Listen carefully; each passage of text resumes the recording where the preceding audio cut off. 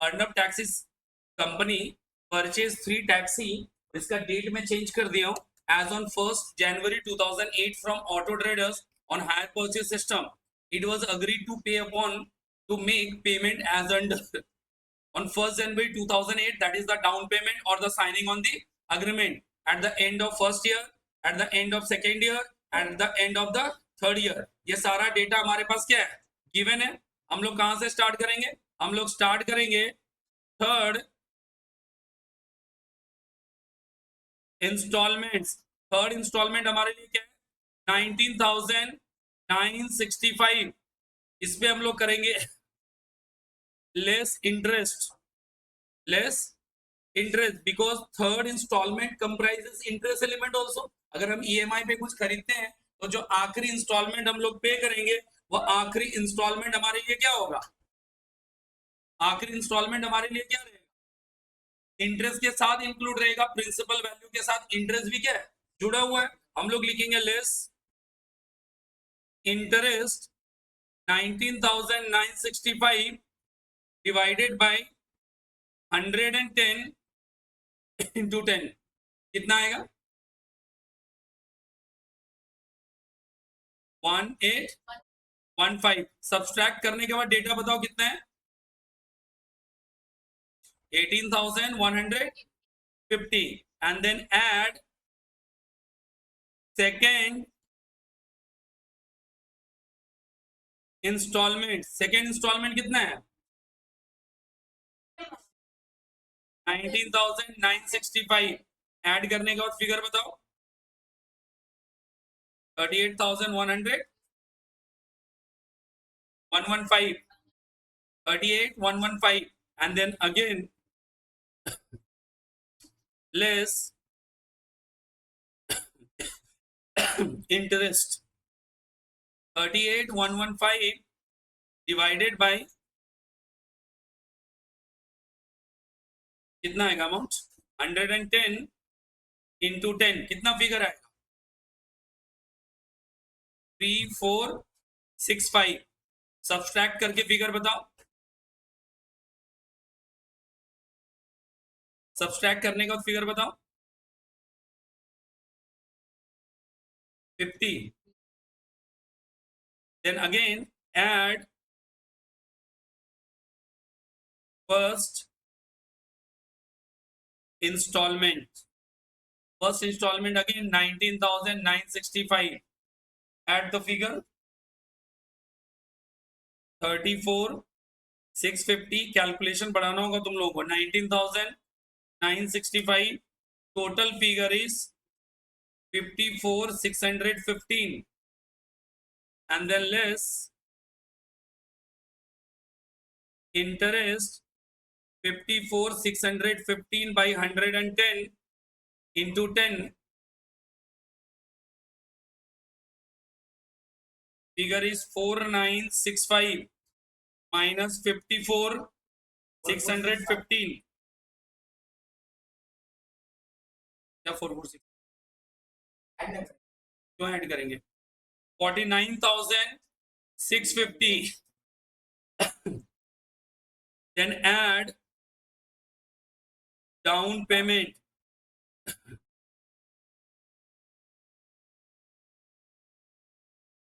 10,350. 10,350. 10,350. So the total, देखो cash price is 60,000. ये calculation करना था बट तुम लोगों के पास क्यों नहीं समझ नहीं करते हो ना तुम लोग. 100 रुपीज अगर मेरा प्राइस है, से द कॉस्ट प्राइस और द ओरिजिनल प्राइस, सामने वाला बंदा हमसे 10 रुपीज का इंटरेस्ट चार्ज करेगा तो 10, तो 100 प्लस 10 हमें 110 पे करना पड़ेगा. तो जो कुछ भी इंस्टॉलमेंट है including interest, if the instalment including interest, तो वो 100% पर रिप्रेजेंट करेगा ना 110% पर रिप्रेजेंट करेगा, 110 रिप्रेजेंट करेगा. So in this case 19,965 represent the 110%. That is why divided by 110 into 10. क्यों, क्योंकि इंक्लूडिंग इंटरेस्ट है. अब क्लियर है क्या, कॉपी कीजिए फटाफट. हाँ कर लो बेटा, जिसका नहीं हुआ कर लो एक बार फटाक से। अच्छा इसमें ना लेजर भी बनता है, लास्ट क्लास है, लास्ट क्लास में हम लेजर बता दिए हैं, इसका लेजर पार्ट भी है क्या। Question number 12।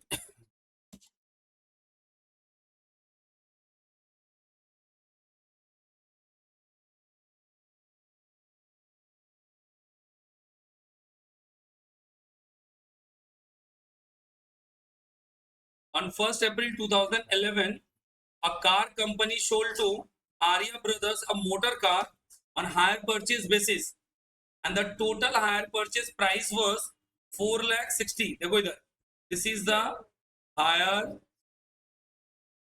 purchase price 4,60,000. With the down payment is 1,60,000. Balance amount was payable in 3 annual installment of 1 lakh each, and the first installment was payable on 31st March. इधर देखो, the cash price of the car, नीचे लिखेंगे cash price 4 lakh. तो difference is क्या है, वो 60,000 को क्या बोलेंगे, 60,000 क्या क्या लाएगा, hire purchase interest, hire purchase interest. कैसे समझ में आया भाई, आज अगर कैश में खरीदोगे 4 लाख में और हायर परचेज में खरीदोगे तो कितना देना पड़ेगा, 4,60,000 देना पड़ेगा। अभी पेमेंट करने का तरीका क्या है, पेमेंट करने का तरीका है 1,60,000 इमीडिएटली देंगे, 4,60,000 में सौदा तय हुआ, means the transaction price is 4,60,000। Out of this 1,60,000 payment और payment made on signing of the contract or the down payment. The down payment is 1,60,000, so remaining amount is, and 3 lakh payable is like 1 lakh 1 lakh 1 lakh. अभी मुझे ये समझना है what is the interest element in each year, हर साल का interest element क्या है।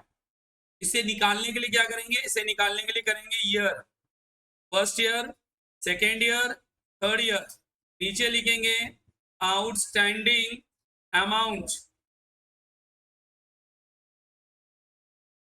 Outstanding amount में क्या आएगा, 3 लाख, 2 लाख, 1 लाख, क्योंकि पहले साल 1 लाख पेमेंट होगा, balance is 2 lakh, then again payment of 1 lakh, balance is 1 lakh.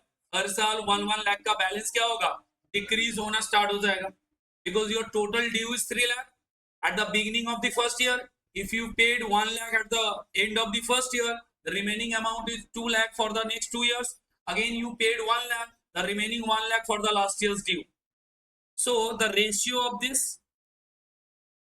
ratio is like 3 2 1. ratio क्या होगा हमारे लिए, 3 2 1, and the interest element or the interest, so the interest value is 60,000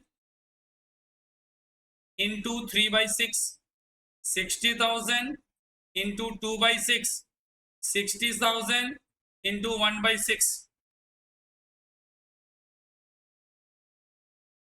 Answer is 30,000, 20,000 and 10,000 in each year. हर साल interest factor ये है, each and every year का ये interest factor है। ईच एंड एवरी ईयर तुम्हें क्या करना है, इंटरेस्ट चार्ज करना है एंड पेमेंट करना है। इसके लिए हमें क्या करना होता है, 2 लेजर ओपन करना होता है। क्या क्या लेजर का नाम है, एंड अभी हम लोग क्या सीख रहे हैं, we are learning only purchaser account, only the hire purchaser. Hire vendor का लेजर पूरा डिफरेंट है, तो हायर परचेजर का हम लोग बाद में देखेंगे। तो hire purchaser not vendor, hire purchaser के बुक्स में 2 लेजर मैटर करेगा।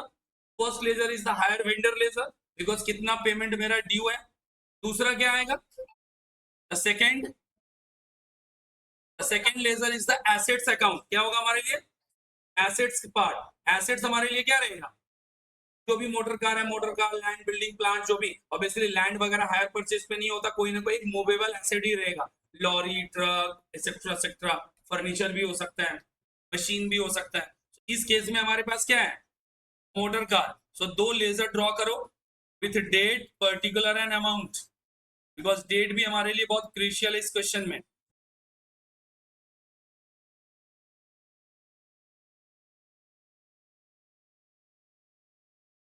मशीनरी, पहला मशीनरी अकाउंट ओपन करो, डेट पर्टिकुलर अमाउंट,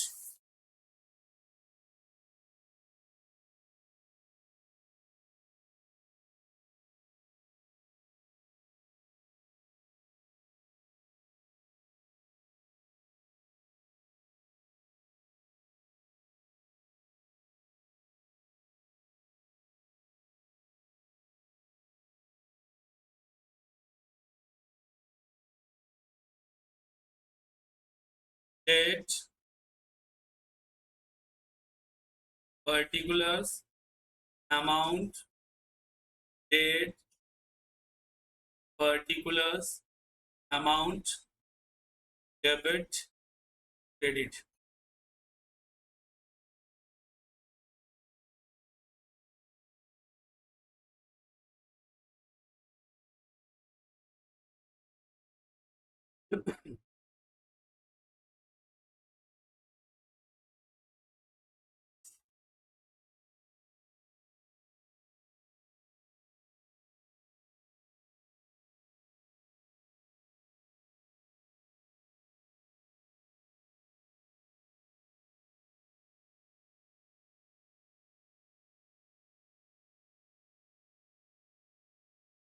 देखो पहला क्या है,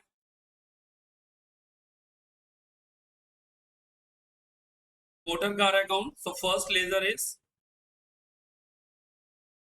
मोटर कार अकाउंट। दूसरा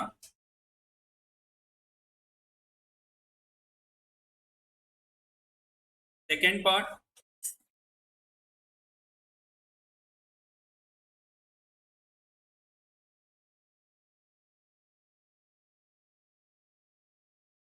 हायर वेंडर का नाम क्या है,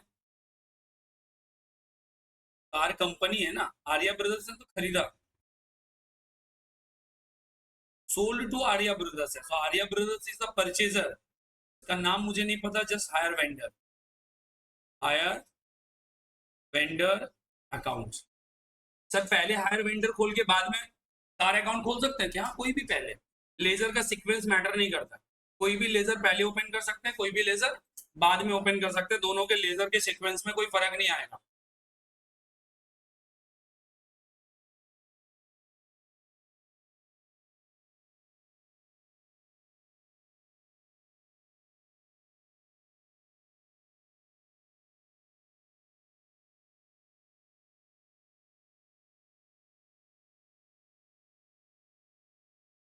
देखो द फर्स्ट एंट्री बताओ, journal entry, purchase of motor car. What is the journal entry? Purchase of motor car, journal entry, purchase a motor car, journal entry. कोई नहीं बोलेगा, बोलो। Purchase account debit to creditors, purchase to creditors. Rajdeep बोलो तो ठीक बोले छे ना, আর অন্য কিছু বলবে।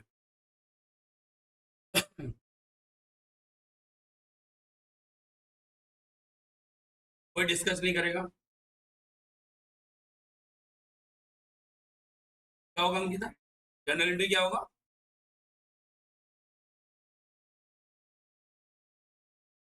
Motor car account debit to hire vendor.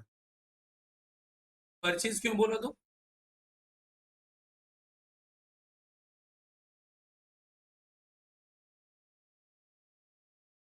तो journal entry is motor car account debit to hire vendor.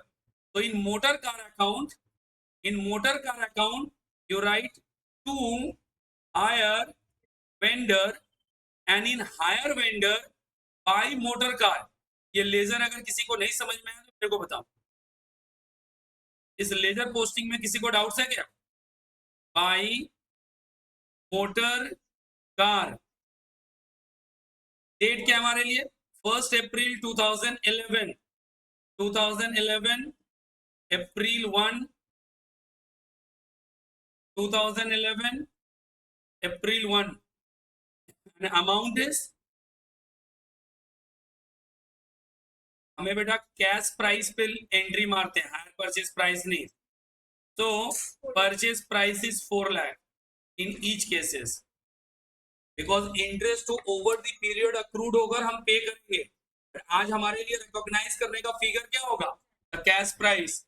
आज हम लोग कैश प्राइस रिकॉग्नाइज करेंगे. तो the first entry is purchase of motor car as on 1 जनवरी.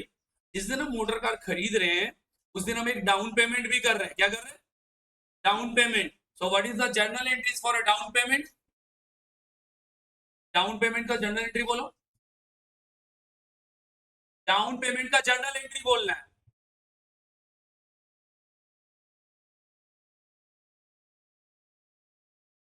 मोनिका बताओ डाउन पेमेंट का journal entry. Down payment का journal entry. हाँ, hire vendor to, हाँ, कैश और बैंक. तो डाउन पेमेंट किसको कर रहे हैं? To the hire vendor. So hire vendor debit to bank और कैश. तो जनरली इधर देखो, जब जब फिगर बड़ा होता है तो बैंक ही लिखते हैं, कैश भी लिख सकते हैं, कैश और bank. So the next entry is hire vendor to bank. So in hire vendor you need to write to bank. Entry is 2011 April 1. April 1 कितना अमाउंट आएगा?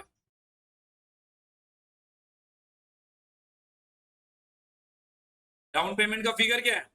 1,60,000. 1,60,000 एट द ईयर एंड. अप्रैल का year and कब आएगा?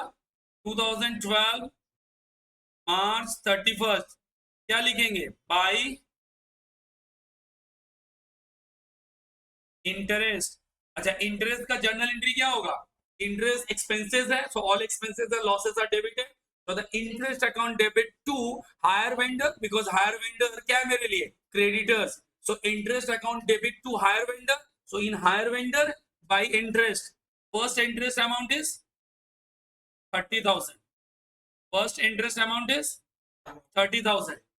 Again 2012 March 31st to bank. First वाले bank में लिखो down payment. Down payment. दूसरे वाले बैंक में लिखो इंस्टॉलमेंट, और बेटर वर्ड यूज कर सकते हो first instalment. Instalment is 1 lakh.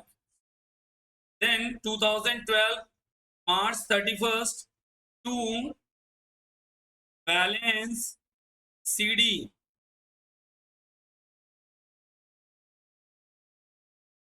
CD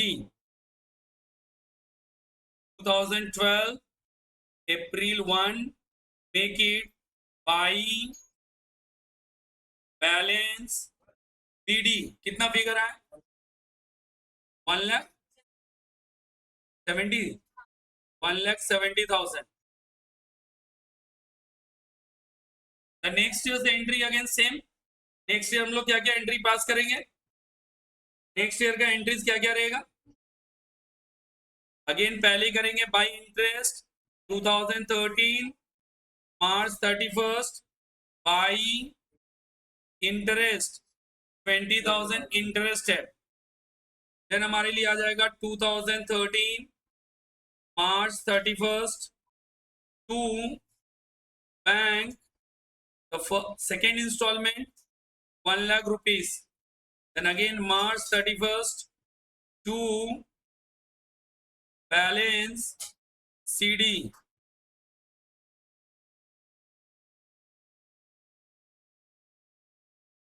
कितना आएगा? 90,000. So make it 2013 April 1 by balance PD 90,000. Then again 2014 March 31st by interest of last year 10,000, and the last installment on 2014 March 31st क्योंकि अप्रैल to मार्च का क्या हो रहा है, ईयर चल रहा है। To bank of 1 lakh rupees, there is no CDVD, मेरा लेजर पूरा क्लियर हो गया, तो कोई CDVD करने की जरूरत अब नहीं। ये देखो इंटायर लेजर है, ये समझ में आया होगा, ये क्लियर है। Because each and every year क्या करना है, टू चार्ज इंटरेस्ट पे द इंस्टॉलमेंट, चार्ज इंटरेस्ट पे द इंस्टॉलमेंट, चार्ज इंटरेस्ट पे द इंस्टॉलमेंट। अभी मैं क्वेश्चन दिखा, इसमें 3 इंस्टॉलमेंट है, माइट भी तुम्हारे एग्जाम में 5 आ सकता है, हो सकता है एग्जाम में 2 ही इंस्टॉलमेंट वाला क्वेश्चन हो, जैसा भी रहेगा उसे मैनेज करना है। At the interest less instalment, at the interest less instalment.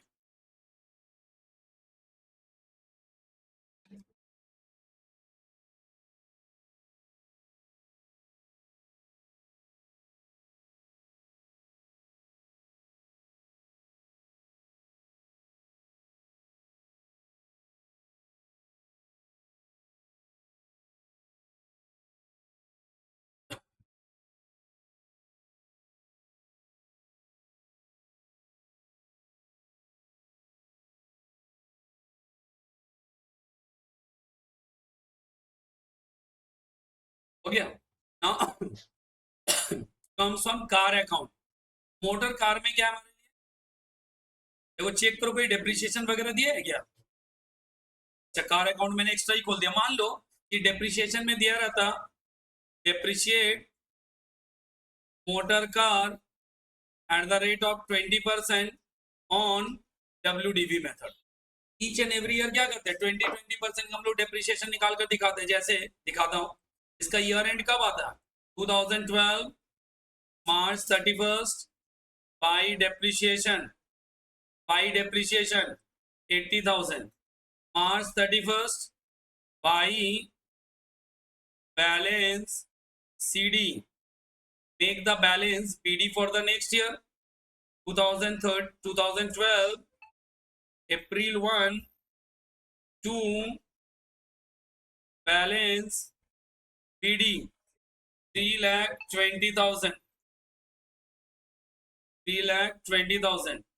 Then again 2013 March 31st by depreciation at the rate 20%। ये टास्क क्या करना है तुम लोगों को, कंप्लीट करना है फॉर 3 इयर्स। चलो फटाफट, ये टास्क डेप्रिसिएशन नहीं पूछा था, डेप्रिसिएशन हम लोग सॉल्व कर सकते हैं।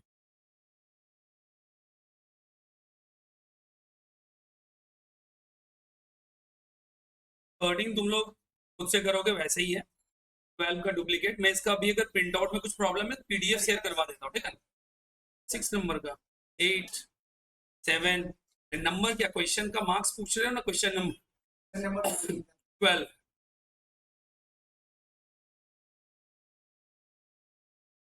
होमवर्क रहेगा, तो सिर्फ मुझे सुनो तो सही आंसर मिलेगा तुम लोगों को। प्रॉब्लम ये है कि तुम लोग आपस में डिस्कशन स्टार्ट कर दो।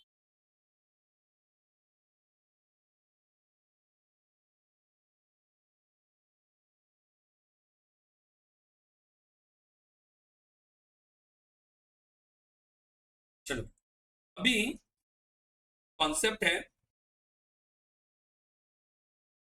रिपोज्ड ऑफ एसेट्स। क्या होता है कि हमने हायर परचेज में क्या देखा कि ultimate owner of the assets कौन होता है, hire vendor, until the last instalment paid. जब लास्ट इंस्टॉलमेंट पेड हो जाएगा उस केस में ownership transfer from vendor to hire purchaser. Ownership का मैंने कंसेप्ट बताया था, कैसा ओनरशिप, इन केस अब अगर मोटर की बात करो तो मोटर कार तुम्हारे पास ही रहेगा, मशीन तुम्हारे पास रहेगा, you enjoy the benefits, and जो उसका जो लाइबिलिटी है वो तुम्हारे साथ जाएगा। बट अगर मशीन खराब हो जाता है तुम ही रिस्पॉन्सिबल हो। लाइक तुमने मोबाइल फोन EMI पे खरीदा, लोन पे खरीदा, इट मीन्स फोन के तुम ओनर नहीं हो। मतलब किस केस में ओनर नहीं मैं बताऊंगा, लेकिन तुम उस फोन को यूज कर सकते हो। फोन खो गया तुम्हारा रिस्पॉन्सिबिलिटी, डैमेज हो गया तुम्हारा रिस्पॉन्सिबिलिटी, और फोन से जो बेनिफिट मिल रहा है वो तुम्हारा। फोन बोलोगे सर जब मैं इसका ओनर नहीं हूं तो फोन का मैं इलीगल यूज कर सकता हूं, जी नहीं। फोन को यूज करने रिलेटेड जितना ऑब्लिगेशन है या ओनरशिप है, you are the owner. But अगर कंपनीज का EMI टाइम पे नहीं देते हो तो the company have right take back, your assets, ले सकते हैं। जैसे मैंने कार खरीदा, किसी ने कार खरीदा, ईएमआई फेल करोगे तो जो लोन देने वाली कंपनीज है, मींस जिससे तुमने हायर परचेज पे खरीदा है, वो क्या करेगा, वापस उस एसेट्स को ले सकता है। But current scenario, hire purchase concept तुम्हें देखने को बहुत कम मिलेगा, या ना के बराबर मिलेगा। क्यों? क्योंकि आज कोई भी कंपनी ये हेडेक में जाना नहीं चाहता कि मैं हायर परचेज पे सेल करूंगा, फिर रिकवरी होगा, फिर रिपोज करूंगा, ये स्टोरी में जाना नहीं चाहता। आज के समय में एक न्यू ऑर्गेनाइजेशन फिनेंसर आ चुका है। फिनेंसर का काम होता है ओनली टू फिनेंस। तो मोबाइल फोन खरीदने के लिए जाते हो, सीधा वेंडर इज, कोई भी एक वेंडर ले लो, XYZ, वो वेंडर तुम्हें हायर परचेज पे ईएमआई पे फोन नहीं दे रहा है। फोन लेने के लिए तुम क्या यूज कर रहे हो, कोई और, मतलब मान के चलो क्रेडिट कार्ड, या फिर कोई भी कंपनी, चाहे वो कोई भी बैंक, हर बैंक तुम्हें ईएमआई फैसिलिटी देते हैं, या फिर तुम बजाज फाइनेंस या जो भी अलग अलग तरह के फिनेंशियल सर्विसेज देने वाले कंपनीज है, फिनेंसर है, उनसे तुम फिनेंस करवा रहे हो। तो द सेलर को पूरा पैसा मिल जाता है, परचेजर को फिनेंस कौन करता है, वो बैंक। और फिनेंसर अल्टीमेट उस एसेट के ऊपर राइट किसका होगा, उसी फिनेंसर का। जैसे हम लोग गाड़ी खरीदते हैं, गाड़ी हम लोग लोन पे लेके खरीदते हैं, तो गाड़ी वाली जो कंपनी है, सेलर है, मान लो टाटा है, टाटा को कंप्लीट अमाउंट पे करेंगे। गाड़ी मेरे पास आ गया, बट गाड़ी हाइपोथेकेटेड किसके पास रहेगा, बैंक के पास। तो बैंक के पास राइट है कि तुम अगर ईएमआई नहीं दोगे, बैंक तुम्हारा गाड़ी लेके चला जाएगा। समझ में आया क्या? तो अभी क्या हुआ, कौन डैमेज हो गया, डैमेज हो गया तो उसका पेमेंट तुम करोगे। अरे पहला तो उसके पास इनिशियली एक राइट है, जो तुम्हारा एसेट लेके जा सकता है। यही तो चीज मैं पहले समझाया कि मान के चलो कोई स्टंट करता, किसी ने बाइक खरीदा, 2 लाख रुपए का बाइक लिया, स्टंट किया, बाइक टूट गया, अब जाकर वो अपने कंपनी को बोलेगा ले जाना ले जाओ, ईएमआई नहीं देंगे। फर्स्ट थिंग, वो बाइक को तो रिपोज करेंगे ही, बट इसका मीनिंग तो ये नहीं हो गया कि उसका बाइक रिपोज हो गया तो उसका लोन खत्म हो गया। उस बाइक से जो भी अमाउंट रियलाइज होगा, उस अमाउंट को माइनस करने के बाद you are still liable to pay. फिर तुम्हें अपने पर्सनल प्रॉपर्टी से पे करना पड़ेगा। ये तो मैं कहीं हायर परचेज में नहीं बताया कि गाड़ी लेकर जाएगा तो पेमेंट नहीं करना पड़ेगा। बैंक तुम्हारा गाड़ी लेकर गया तो तुम्हें पेमेंट नहीं करना पड़ेगा। तुमने गाड़ी डैमेज कर दिया, गाड़ी का वैल्यू 15,000 निकला और तुम्हारा लोन 1 लाख रुपए का ड्यू है, 85,000 तुम्हें अलग से पे करना पड़ेगा। समझ में आ रहा है क्या? मान लो गाड़ी तुम्हारा 1 लाख का है लोन 1.5 लाख रुपए का पेंडिंग है, 50,000 तुम्हें और पे करना पड़ेगा। सर मेरे हिसाब से गाड़ी मेरा 1 लाख का है, बट लोन मेरा 70 पेंडिंग था, तो बैंक अपना 70 का लोन ले लेगा, फिर वापस तुमको रिफंड कर देगा। अब क्लियर है कि स्टोरी? ये मत समझो हायर परचेज में कि एसेट के बदले लोन स्क्वायर ऑफ हो रहा है। अरे लोन तुम्हारे माथे पे अभी भी है। तुमने फोन लिया, फोन को तुमने पानी में गिरा दिया, फोन खराब हो गया, अब क्या बोलोगे, ईएमआई नहीं भरेंगे क्योंकि फोन है ही नहीं, तो ले जाओ खराब फोन, ऐसा नहीं जी। तुम्हें उसके बदले में तो पेमेंट करना पड़ेगा। क्यों? क्योंकि उस एसेट्स का रिस्क एंड उस एसेट्स का रिवार्ड दोनों ही तुम्हारे साथ वेस्ट कर रहा था, उसके लिए तुम ही लायबल हो, तुम्हारे पास ही ओनरशिप था। जितना तुम उसको एंजॉय करने का बेनिफिट ले रहे हो, तो उसके रिस्क को भी तुम्हें ही बियर करना पड़ेगा, वो कंपनी बियर नहीं करेगा। अब क्लियर है क्या? तो रिपोज का मीनिंग क्या होता है कि अगर कोई फेल कर जाता है, क्या हो जाता है, फेल कर जाता है, तो फेलियर के केस में क्या होगा कि सामने वाले कंपनी के पास एक राइट आ गया, सामने वाले कंपनी के पास एक राइट आ गया। क्या राइट आ गया कि उसे वापस ले सकता है, तो वापस ले सकता है अपने कंट्रोल में, और इसे हम लोग बोलते हैं रिपोज। इसे हम लोग क्या बोलते हैं, रिपोज। एंड रिपोज दो तरीके से होता है, एक होता है कंप्लीट रिपोजिशंस और एक होता है partial partial reposition. Complete reposition मतलब तुम्हारे पास कोई एक एसेट था, वो एसेट पूरा लेकर चला गया, कंप्लीट। सपोज मान लो कि मैंने 5 ट्रक खरीदा, कितना ट्रक खरीदा, ईएमआई फेल किया, तो बैंक ने सारा ट्रक लेके नहीं गया, 3 लेके गया, 2 छोड़ दिया। This is called partial reposition. पूरे डीयू का कुछ पार्ट लेकर गया, कुछ एसेट छोड़ दिया, उसको क्या बोलेंगे, पार्शियल रिपोजिशन। तुमने 2 मोबाइल फोन ईएमआई पे खरीदा था एग्जांपल, उसमें से तुम ईएमआई फेल करते हो, तो एक ही फोन को वो वापस लेकर जाते हैं, एक तुम्हें देकर जाते हैं, पार्शियल रिपोजिशन। क्लियर है क्या सर? रेपोजिशन में हमें फायदा होगा ना नुकसान, वो हमें कैलकुलेट करना पड़ेगा कि रेपोजिशन में तुम्हें फायदा हो रहा है, रेपोजिशन में तुम्हें क्या हो रहा है, नुकसान। फिर तुम्हारे दिमाग में और एक बात आएगा कि सर मान लीजिए कि मैंने एक मोबाइल फोन खरीदा 30,000 में, और मैंने अभी सिर्फ 2 महीना पे किया था इंस्टॉलमेंट, 2 ही महीने यूज किया हूं, और मेरा फोन रिपोज हो गया, उस 30,000 के बदले वो कंपनी मुझे कितना वैल्यू देगा, ये भी तो दिमाग में आ रहा होगा। मुझे मेरे को कैसे पता चलेगा इसका वैल्यू क्या होना चाहिए, आइडिया कैसे निकलेगा? मेरा क्वेश्चन समझ में आया क्या? क्लियर है क्या? क्वेश्चन क्लियर है? सपोज गाड़ी है, मैंने गाड़ी का 10-12 ईएमआई पे किया, फिर मैं ईएमआई फेल कर दिया, बैंक ने गाड़ी उठाकर लेकर चला गया, अभी बैंक तो हमसे रिमेनिंग ड्यू मांगेगा ना, रिमेनिंग ड्यूज के पहले उसे तो पता करना पड़ेगा ना गाड़ी से कितना वसूलेंगे, गाड़ी से कितना रिकवरी हो जाएगा, और रिकवरी अमाउंट कैसे निकाला जाएगा, और रिकवरी के लिए पहले ही अग्रीमेंट कर लिया जाता है। क्या कर लिया जाता है? सपोज अग्रीमेंट में लिखा हो रहेगा कि 20% पर मंथ या 20% पर ईयर या 10% हर ईयर या हर मंथ, जो भी डेटा होगा हम डेप्रिसिएशन घटाएंगे।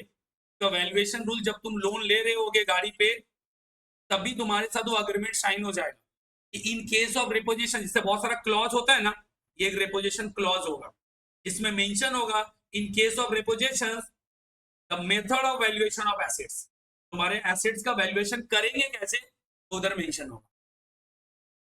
ठीक है क्या सर? अगर कुछ भी मेंशन नहीं है तो सर जो भी मार्केट प्राइस होगा या मार्केट वैल्यूएशन रूल्स होगा उसके अकॉर्डिंग, मतलब मार्केट में लेके गया गाड़ी, मार्केट में मान लो उस गाड़ी को ऑक्शन में लेके गया, जो भी अमाउंट रियलाइज हुआ हो गया, वही तुम्हारे गाड़ी का वैल्यू मान लिया जाएगा, और रिमेनिंग ड्यूज तुमसे वसूला जाएगा। अभी क्वेश्चन में आओ, question number 14, question number 14,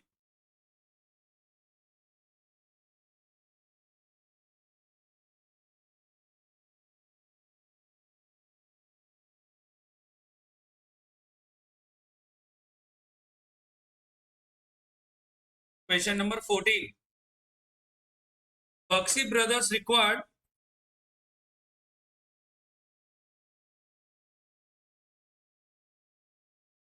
Baxi Brothers acquired a machine on hire purchase. 6,000 was payable on delivery of the machine, that is on 1st January 2008, and balance by 4 annual installment of 6,000 each on 31st December each year.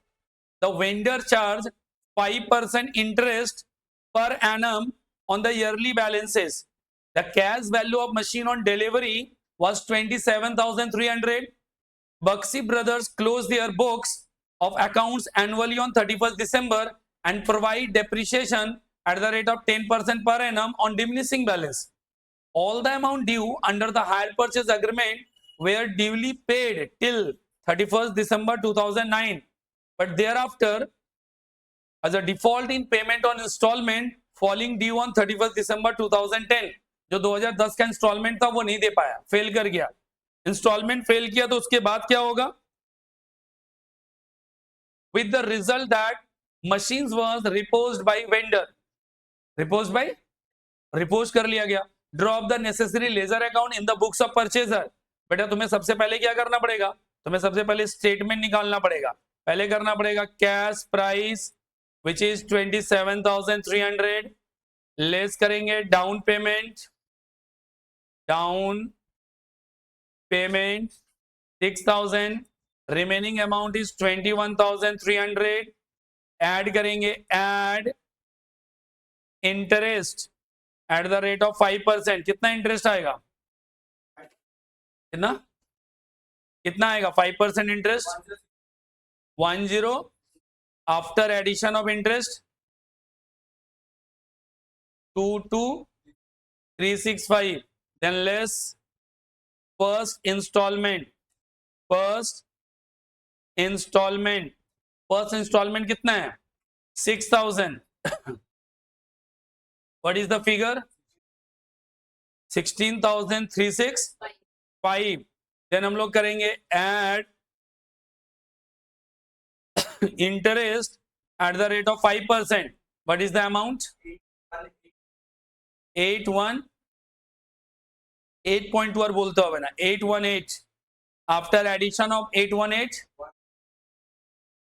17 साथे साथे लिखो less ये खुद से तुम लोगों को solve करना था सेकेंड इंस्टॉलमेंट का फिगर कितना आएगा 3000 माइनस करेंगे तो 11,183 देन हम लोग क्या करेंगे add interest at the rate 5% 559 add करके बताओ 11742 एंड देन क्या करेंगे less third instalment 6000 again minus करेंगे 5742 देन हम लोग करेंगे add interest at the rate 5% and wait यहीं पे हमारा लफड़ा है क्यों वी नो दैट कि लास्ट इंस्टॉलमेंट इज ऑल्सो 6000 तो इस बार 5% अगर निकालते हो और इंटरेस्ट का फिगर कम भी आता है तो मैं उतना ही फिगर लेना है कि अमाउंट बिकम 6000 कितना है 25 अब एक्चुअली अगर इसे कैलकुलेटर पे चेक करेंगे हमारा आंसर आएगा 5742 इंटू 5% आंसर आएगा 287 बट हमें 287 नहीं लेना है हमें क्या लेना है 258 because last instalment is also 6000 तो अगर तुम अकॉर्डिंगली 287 डालोगे your instalment amount become 6000 some value 6000 plus value वो तो होगा नहीं क्योंकि आखिरी इंस्टॉलमेंट भी कितना पे करना है मुझे 6000 ही पे करना है लिखो less fourth instalment less fourth instalment how much fourth 6000 minus करेंगे नील अभी परचेज किया 2008 8 का इंस्टॉलमेंट पे किया 9 का इंस्टॉलमेंट पे किया 10th का इंस्टॉलमेंट फेल किया मतलब पहला फर्स्ट सेकंड इंस्टॉलमेंट पे किया और थर्ड इंस्टॉलमेंट में जाकर क्या है फेल्योर है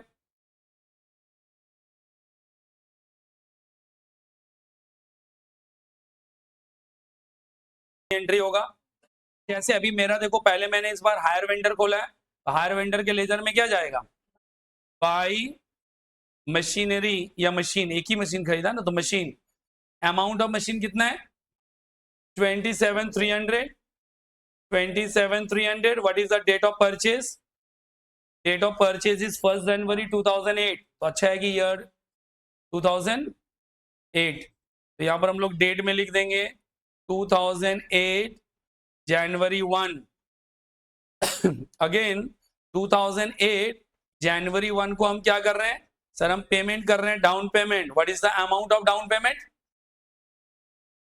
6000 ही है वेरी गुड देन अगेन दिसंबर में आ जाओ दिसंबर 31 को हम क्या चार्ज करेंगे इंटरेस्ट फ्रॉम योर वर्किंग्स बताओ first interest is from 1065 and then again December 31st you need to pay your first installment of 6000 then make it CDVD to balance CD when December 31st balance करना है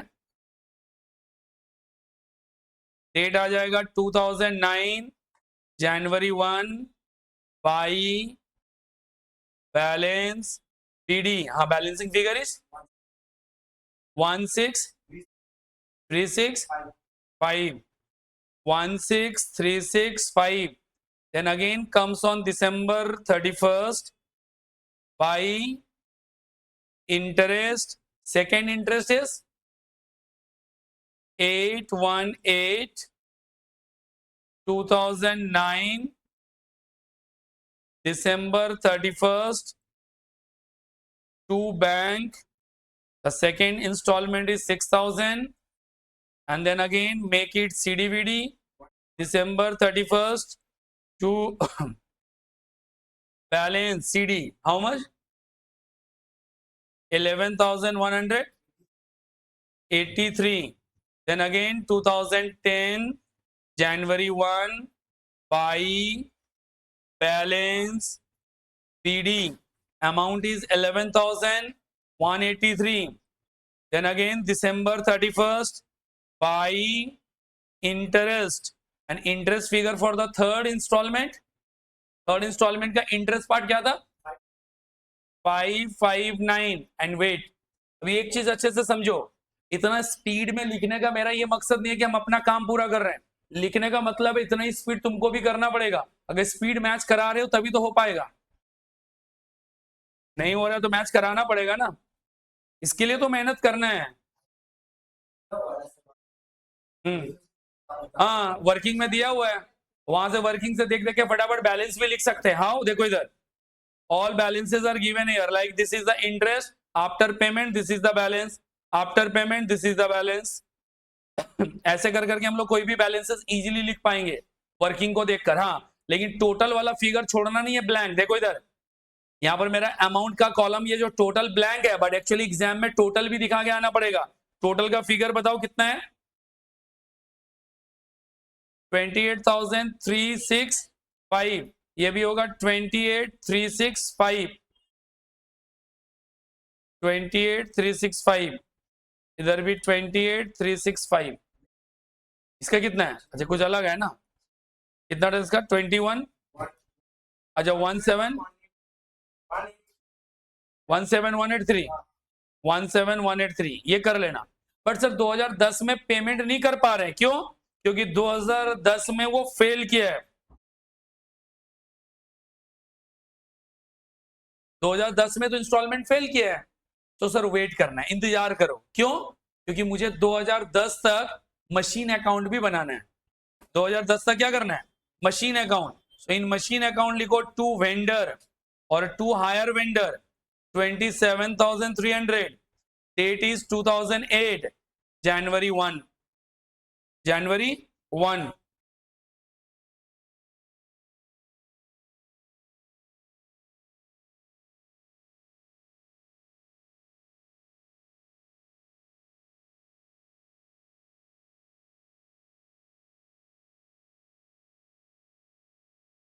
अभी देखो इधर, समझो बच्चा, आओ question में, what is the rate of depreciation?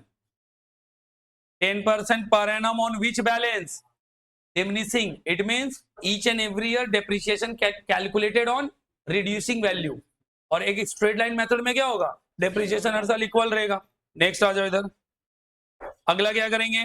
2009 December 31st, sorry 2008 होगा, mistake, 2008 December 31st by depreciation amount is 2730, again December 31st by balance CD, make it BD for the next year 2009 January 1 to balance BD कितना है?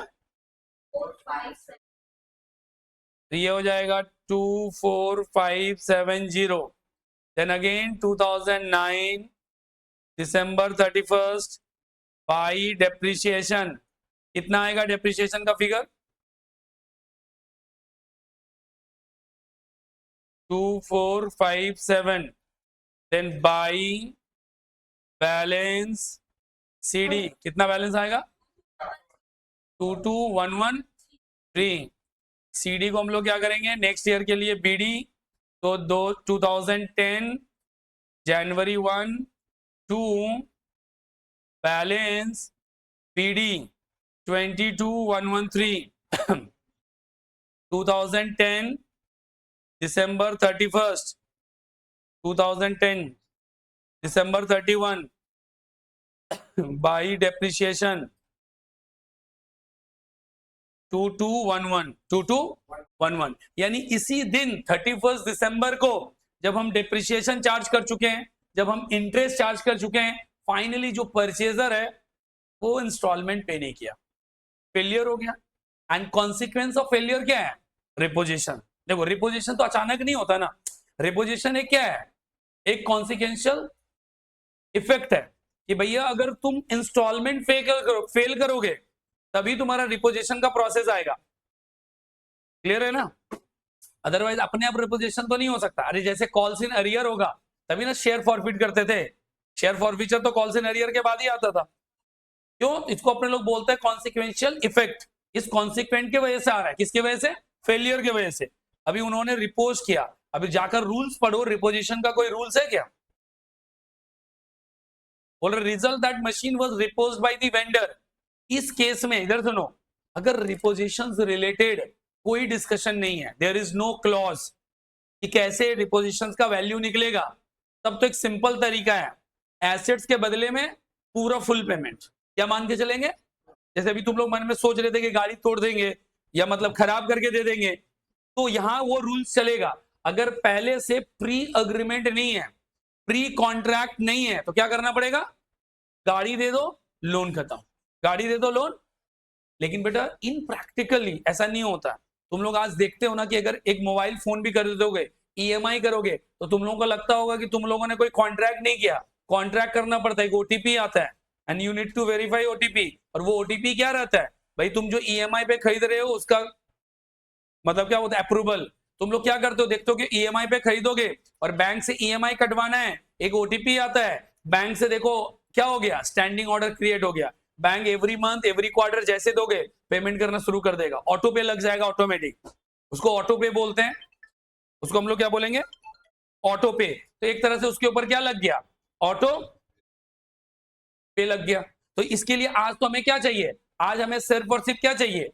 OTP के through. तो ऐसा मत समझना कि agreement नहीं होता है। फिर जब तुम अग्रीमेंट कभी ऑटो साइन करोगे, जब कभी भी ईएमआई पे तुम लोग कभी एक्सपीरियंस किए हो कि पता नहीं, कभी अगर बजाज फाइनेंस या किसी और से जाओगे तो देखना बेटा वहां पर एक लंबा चौड़ा एक फॉर्म भरवाएंगे। उस फॉर्म में ना बहुत सारा डिटेल्स होगा, मतलब ऑनलाइन में ही। फिर वहां पर ना बहुत सारा टर्म एंड कंडीशन है, वो किसी को पढ़ने भी नहीं देता, कोई पढ़ता भी नहीं। मतलब वहां पे बहुत सारा टर्म एंड कंडीशन के बाद ही ओटीपी आता है।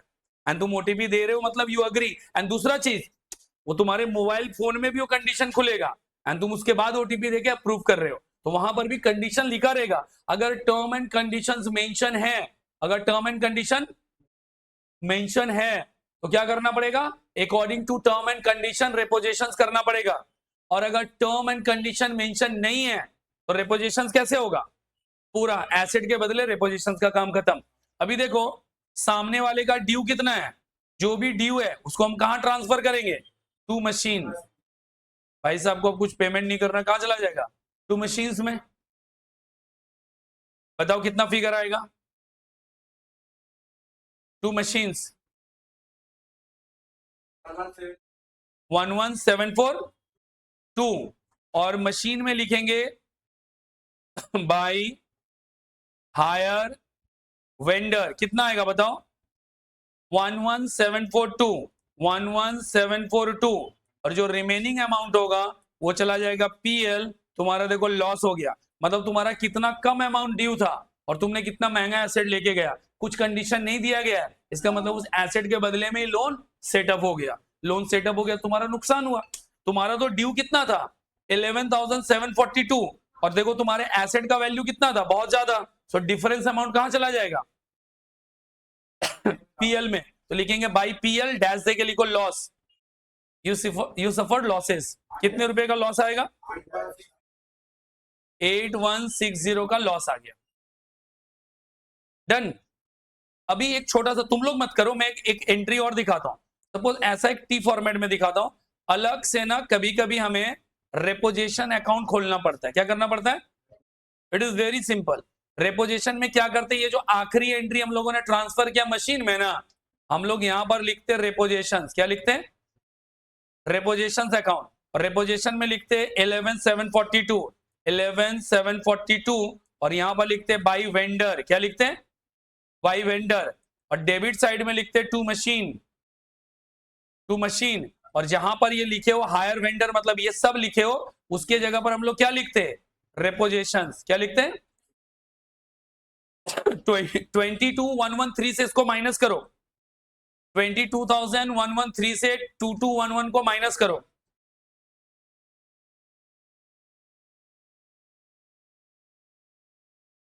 वन 9,902 और यहां पर भी जब बैलेंस निकालोगे ना, you will get same amount by PL loss. देखो 8160 आना चाहिए। हाँ अब सुनो इधर सर, तो कौन सा करना है, इधर सुनो। In case of complete reposition, एक ही गाड़ी है लेके चला गया, दो गाड़ी है दोनों लेके गया, तीन है तीनों लेके गया, तो बेटा कुछ भी करो चलेगा। लेकिन अगर पार्शियल रिपोजिशन है देन तुम्हें रिपोजिशन अकाउंट ओपन करना मस्ट है। क्यों? क्योंकि मेरा जो मशीन अकाउंट होगा वो क्लोज नहीं होगा, बिकॉज मशीन अकाउंट में 3 मशीन है, 2 मशीन लेकर गया तो एक मशीन तो कंटिन्यू करेगा ना, तो मशीन का लेजर तो क्लोज नहीं कर सकते, तो वहां पर तुम रिपोजिशन का एंट्री पास नहीं कर पाओगे। प्लस वेंडर, वेंडर ने तुम्हारा 2 मशीन लेकर गया, वेंडर का अकाउंट क्लोज नहीं हो रहा है, वेंडर अकाउंट भी कंटिन्यू रहेगा, तो उस केस में रिपोजिशन के लिए तुम्हें एक सेपरेट लेजर ओपन करना पड़ेगा which is called reposition account. अब घर पे जाओगे, ये वाला क्वेश्चन है ना प्रिंट आउट में, अच्छे से मैच कराओगे, मैच कराने के बाद कोई भी डाउट्स है तो जब अगले क्लास में स्टार्टिंग में जब डाउट्स लेंगे, डाउट्स क्लियर कर लोगे फिर आगे बढ़ेंगे।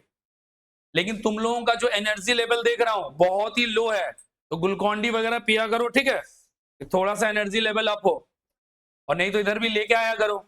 और अगर कोई लोग ग्लूकॉन डी नहीं पीते कुछ और पीते हैं तो वो भी पी सकते हैं।